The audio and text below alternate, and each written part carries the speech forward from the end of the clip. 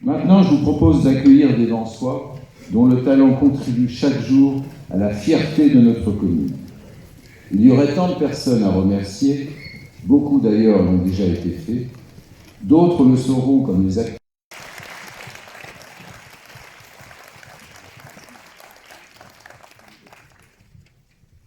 Sandra Fouché, un professeur d'EPS à l'énergie inépuisable. Depuis plusieurs années, elle organise une course solidaire avec l'ensemble des collégiens au profit du monde associatif. Mais elle ne se contente pas de cette action. Une commune a grandement besoin de citoyens à son image et à son niveau d'engagement. Elle a su fédérer un bon nombre de professeurs autour de projets environnementaux et d'initiatives à valeurs humaines ajoutées. Pour les enfants malvoyants, pour les enfants handicapés, pour les enfants malades, chacune de ces actions vise à l'éveil des consciences, à offrir aux plus fragiles la force de l'émancipation et du surpassement pour trouver avec confiance le meilleur de soi-même. Ne comptant pas ses heures, Sandra dynamise activement le travail des éco-délégués qu'elle va nous présenter. Merci madame. Merci beaucoup monsieur le maire, surtout de mettre en avant tout le dynamisme du collège de Vence que je représente, voilà, tous ces enseignants, tous les projets. C'est vrai qu'on entend souvent des critiques et je tiens à vous remercier de dynamiser à nouveau ce collège et de le mettre en avant. Et surtout de mettre en valeur les élèves, il y en a beaucoup dans cette salle, derrière moi aussi, voilà, qui ont participé à la course solidaire. Et donc je suis venue avec Camille, voilà, Camille ici, et Mathis, pardon. Donc Camille et Mathis, ce sont des élèves qui sont porteurs de projets. Toute l'année, ils travaillent avec moi et avec une association qui a été choisie pour sensibiliser tous les autres élèves du collège à la cause défendue de l'année. Et donc voilà, ce sont des élèves remplis de fortes valeurs humaines et c'est important que ce soit eux qui soient valorisés, puisque la force de l'école, la force de ce projet, ce sont les élèves. Donc voilà, je tiens à vraiment vous remercier, vous les élèves.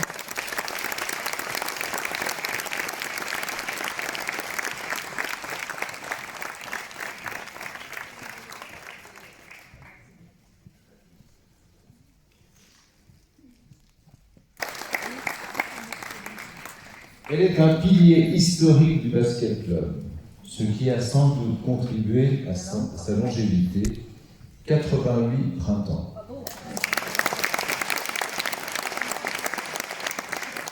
En 2023, et pas encore. Vous êtes au début d'année ou de la fin d'année?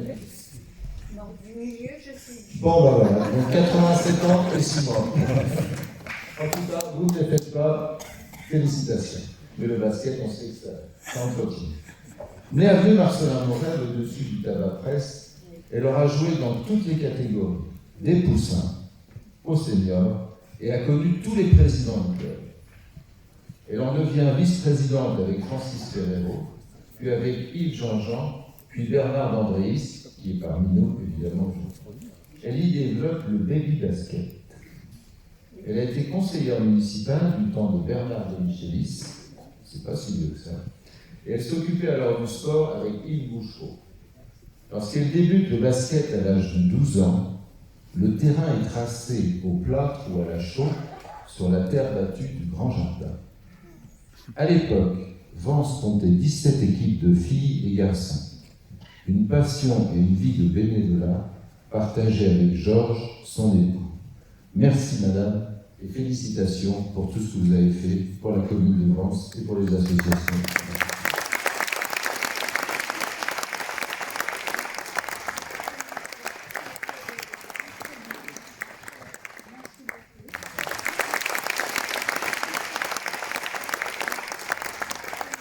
L'exigence et de la rigueur, devenue trop exiguë, prend le pas sur le magasin pour enfants. Les petits rats se multiplient dans une école agrandie qui deviendra une référence en terre vansoise. Face au succès, 2 professeurs de classique rejoignent l'école en 1979, Joselyne Blanchin et Gisèle Braquet. Une autre aventure démarre en 1988 grâce à une fructueuse amitié entre Madame Schneider et Marie-Agnès Couroul, que vous connaissez tous également. Le premier spectacle. Le Café du Commerce pousse l'école à la pointe de la générosité. Dès lors, l'établissement offrira les recettes de ces galas aux œuvres sociales de Vence, à de nombreuses associations caritatives et participera même à l'achat d'un scanner pour la clinique Saint-Jean. Pierre Jass, professeur de modern jazz, rejoint l'équipe en 1992 et en 2004, Gisèle Braquet prend les rênes de l'école. L'institution vansoise compte aujourd'hui une centaine d'élèves de 5 à 80 ans. Elles sont nombreuses lors des compétitions à gravir les plus hautes marches des podiums. 56 ans de fidélité à l'œuvre de Madame Schneider, assidûment poursuivie par Gisèle Braquet et Pierre Jass. 56 ans d'une générosité constante et exemplaire. Cette solidarité nous remplit de fierté et d'espoir. Merci à vous deux.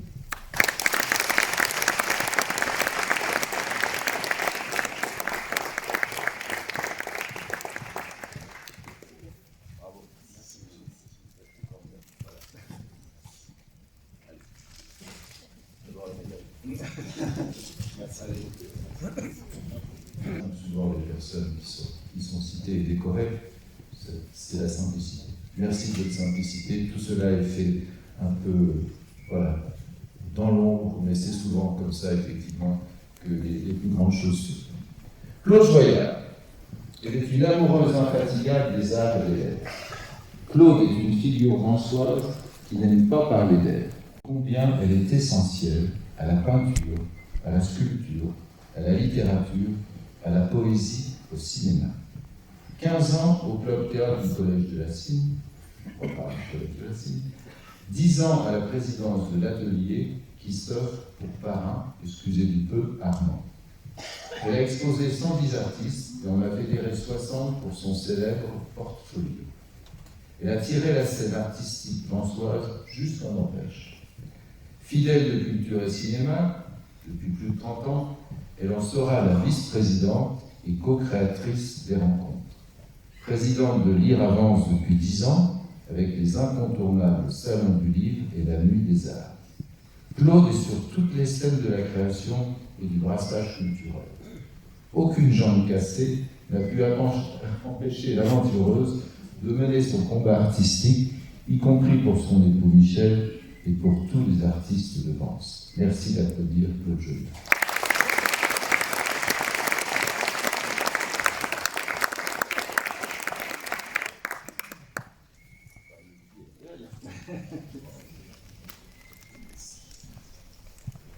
Merci beaucoup.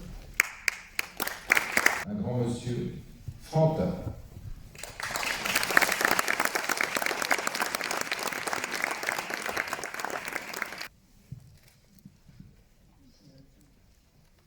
Pour honorer ce grand monsieur, je salue la présence exceptionnelle du maire de Trévic et de Carolina Tcherna, directrice du Centre d'art Franta.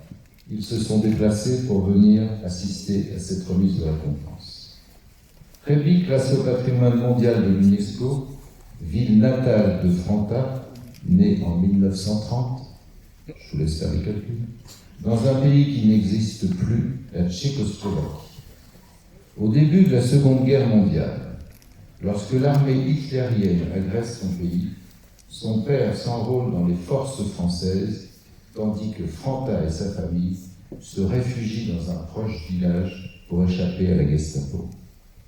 Franta retrouve son père en 1945 et rentre à l'école des arts décoratifs, puis à l'Académie des beaux-arts de Prague. En 1956, il rencontre l'amour et une étudiante française, Jacqueline. Pour elle, il quitte clandestinement son pays en 1958 pour venir vivre et travailler en France.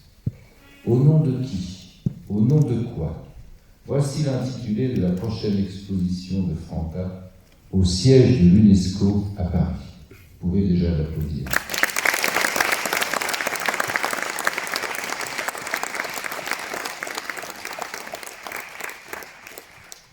Cet immense humaniste qui sculpte la fragilité de l'homme, ce peintre de l'actualité dans toute son horreur, et citoyen en soi pour notre plus grand plaisir.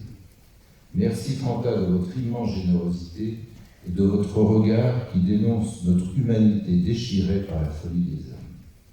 Et si Franta dénonce les blessures du monde, s'il fige les souffrances humaines, Franta est avant tout le peintre de l'espoir, de la vie, d'une humanité à réinventer. Il dessine l'espoir d'un monde où les hommes luttent, se relèvent et ne renoncent jamais.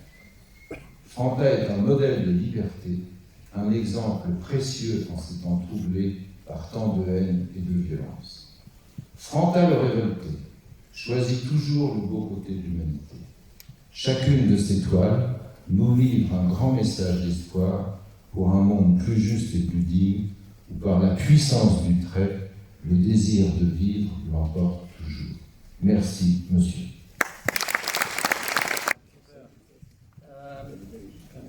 Merci beaucoup. Donc, monsieur Franta est ému parce qu'il a eu un petit accident ce matin, qu'il a un petit peu secoué, mais voilà, il est avec nous et je sais qu'il est résistant, valiant. Merci Franta encore. Et je vais continuer par le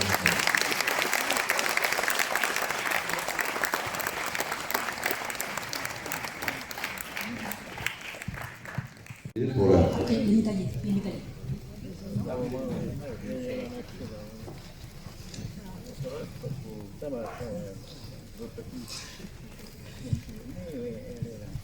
Il y a, normalement, il y a le maire.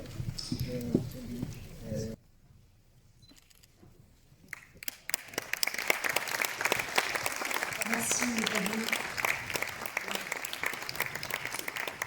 Merci aux médaillés de regagner leur siège. Madame Charles, Monsieur Paumard, Monsieur Bernard et Monsieur Comte à rejoindre Monsieur le maire pour entonner sur la scène, pour entonner ensemble la Marseillaise.